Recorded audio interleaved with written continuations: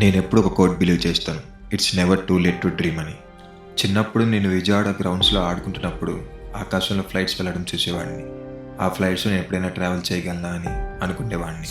అప్పట్లో నా ప్రపంచం చాలా చిన్నది. నాకు ట్రావెల్ అంటే ఏంటో తెలియదు, పాస్పోర్ట్ అంటే ఏంటో కూడా తెలియదు.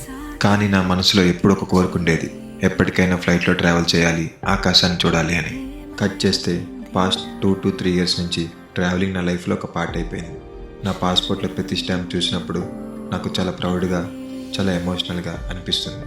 ఎందుకంటే అది జస్ట్ ఒక స్టాంప్ మాత్రమే కాదు, అది నా స్ట్రగుల్స్, నా డ్రీమ్స్, నా జర్నీ, నా స్టోరీ. సుమారు 9 పైగా కంట్రీస్ ట్రావెల్ చేశాను. ప్రతి కంట్రీ నాకు ఒక లెసన్ నేర్పించింది, మనిషిగా ఎలా ఉండాలి అని నేర్పించింది. జాలి, సహనం, గౌరవం, ముఖ్యంగా బతుకు తీరు, ఇలా చాలానే తెలుసుకున్నా. ఇదంతా కేవలం అదృష్టంతో వచ్చింది కాదు, ఏ షార్ట్ కట్లోనూ రాలేదు. ఇది నా హార్డ్ వర్క్, బిలీవ్, కన్సిస్టెన్సీకి రిజల్ట్. మీకు కూడా చాలా డ్రీమ్స్ ఉంటాయి. Never give up on your small dreams, ఎందుకంటే అవి ఏదో ఒక రోజు మీ డెస్టినీ అండ్ మీ లైఫ్ని మార్చేస్తాయి.